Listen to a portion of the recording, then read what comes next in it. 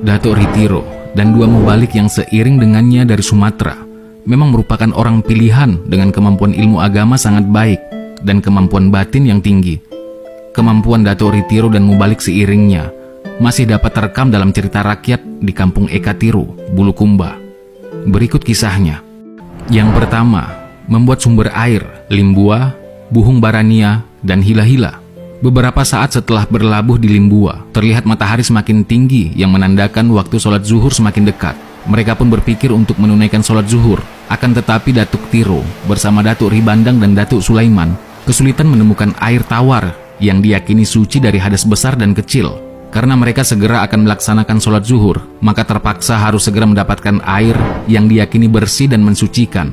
Akhirnya, mereka pun memutuskan untuk memperoleh air yang terjamin dari hadas besar dan kecil, atau yang layak untuk dipakai berwudu dengan mempergunakan karamah yang dimiliki.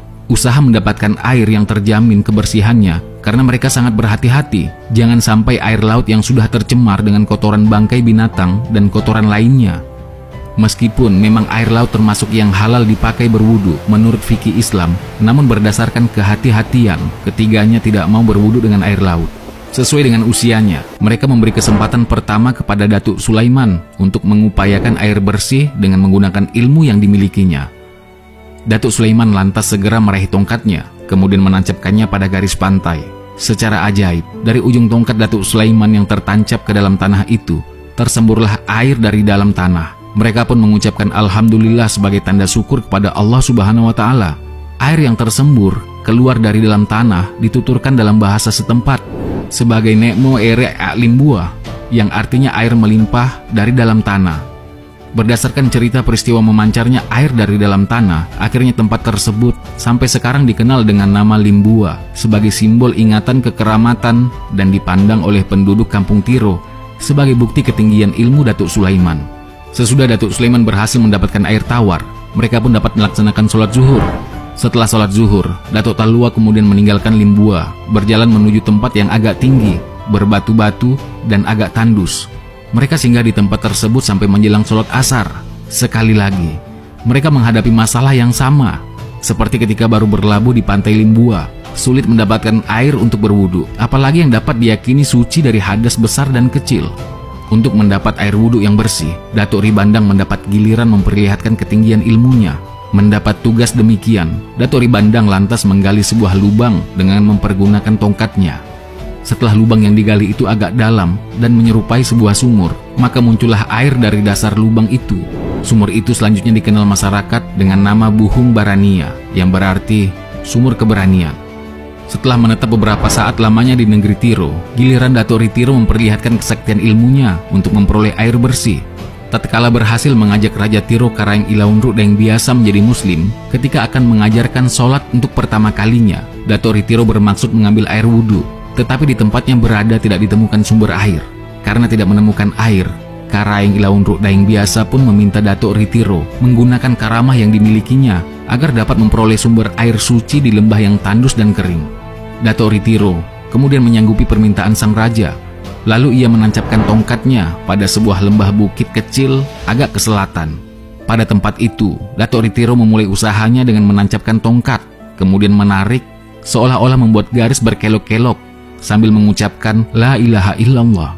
Dengan sangat ajaib, ketika tongkat Datuk Ritiro ditarik, terpancarlah air yang mengalir mengikuti arah goresan tongkatnya. Kini, sumur panjang hasil goresan tongkat Datuk Ritiro masih menjadi sumber air berkah dengan nama Permandian Hila-Hila. Nama Hila-Hila, menurut beberapa sumber di Kelurahan Ekatiro, berasal dari kata La ilaha illallah yang pada saat pertama masih kaku untuk diucapkan dengan lidah orang kampung Tiro yang berbahasa Makassar Konjo. Kini, sumur panjang tersebut masih menjadi tempat pengambilan air yang ramai dikunjungi oleh orang-orang untuk mendapatkan berkah dan keselamatan. Yang kedua, sholat di atas daun pisang. Sewaktu akan menunaikan sholat fardu, Datuk Talua juga mengalami kesulitan untuk menemukan tempat bersih yang diyakini suci dari hadas besar dan kecil. Mereka pun bersepakat memakai kesaktian ilmu yang dimiliki untuk menunaikan ibadah sholat pada tempat yang dipilih sesuai kemampuannya dan keyakinan masing-masing. Sebagaimana pada usaha memperoleh air bersih dan suci, giliran pertama diberikan kepada mubalik yang lebih senior, yakni Datuk Sulaiman. Mubalik senior ini kemudian memilih melaksanakan sholat di permukaan bagian atas daun pisang, karena dipercaya bagian tersebut sangat terjaga dari najis dan kotoran. Kesempatan berikutnya, Datuk Ribandang lantas memilih melaksanakan sholat di atas daun pisang, tanpa menyentuhkan kakinya di permukaan daun pisang. Hal itu dilakukan karena menurutnya permukaan bagian atas daun pisang masih meragukan kebersihannya karena masih sangat memungkinkan terkena kotoran burung atau najis lainnya. Sesudah itu, giliran Datuk Ritiro menunaikan sholat yang sangat berbeda dari yang dilakukan dua khatib sebelumnya. Datuk Ritiro melakukan sholat di bagian bawah daun pisang. Datuk Ritiro menunaikan sholat dengan berdiri secara terbalik, kedua kakinya berpijak pada permukaan bagian bawah daun pisang. Yang ketiga, mengendalikan pohon kelapa.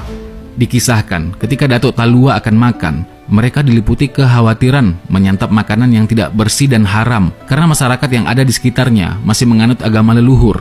Lalu, mereka berusaha mencari makanan yang paling bersih dan terjamin kehalalannya, termasuk kehalalan yang sesuai dengan kebiasaan para wali Allah, yaitu makanan yang dapat disantap tanpa melalui pembakaran api.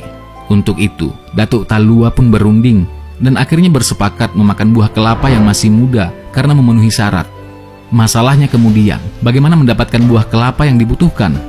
Lalu Datuk Talua bersepakat mengeluarkan kesaktian sambil menguji siapa di antara mereka yang paling tinggi ilmunya, yang pantas berhadapan dengan masyarakat yang suka dengan ilmu-ilmu kebatinan.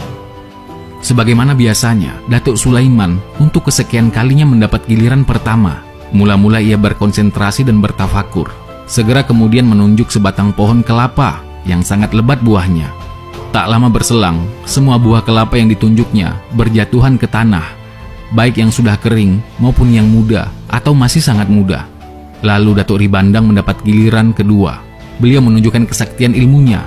Datuk Ribandang mula-mula memejamkan matanya sejenak, lalu menunjuk sebatang pohon kelapa yang berbuah lebat, dan jatuhlah seluruh buahnya yang masih muda.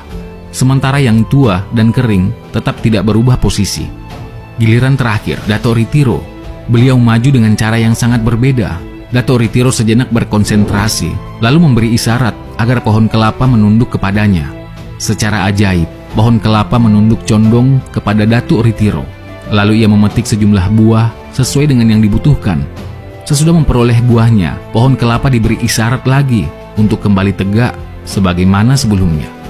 Sesudah mereka makan buah kelapa, menurut kisah, ketiganya berbincang-bincang, menakar tingkat keilmuan mendapatkan buah kelapa. Mereka kemudian menilai cara yang dipakai Datuk Sulaiman kurang efektif karena semua buah kelapa berjatuhan, padahal yang dibutuhkan hanya buah kelapa muda. Mereka memandang menjatuhkan semua buah kelapa, baik muda maupun tua, masih mengandung unsur berlebih-lebihan atau mubasir. Demikian pula cara Datuk Ribandang juga belum efektif, karena buah kelapa muda yang dibutuhkan semuanya jatuh, jadi melebihi ukuran yang diperlukan ketiganya. Akhirnya, mereka setuju bahwa cara Datuk Ritiro dipandang paling unggul karena mampu menundukkan batang kelapa, sehingga buah-buah yang dibutuhkan saja yang dipilih sesuai kebutuhan, serta sesudahnya ditegakkan kembali lagi seperti semula tanpa mengalami kerusakan. Dengan demikian, mereka menilai bahwa Datuk Ritiro memiliki ilmu paling tinggi serta pantas menghadapi komunitas yang sangat senang dengan ilmu-ilmu kebatinan.